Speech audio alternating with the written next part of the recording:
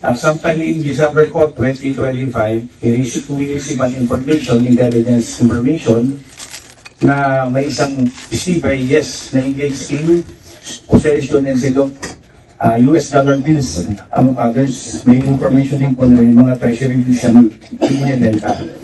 And on March 11 po, at around 1 p.m., sa isang mall po dito sa Pasay City, nagsagawa po kami ng bypass interrupt operation.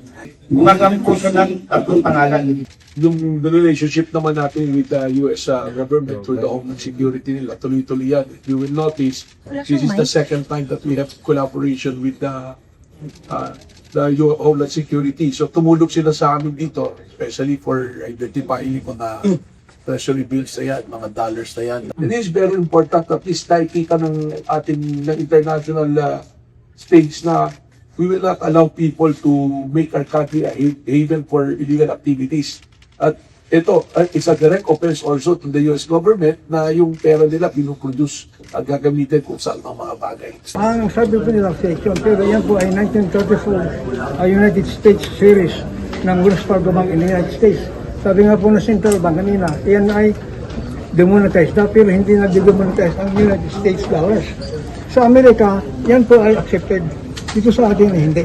I don't know why. Okay? Pagdating naman sa mga treasury bills, treasury bonds, issued din ng United States yan.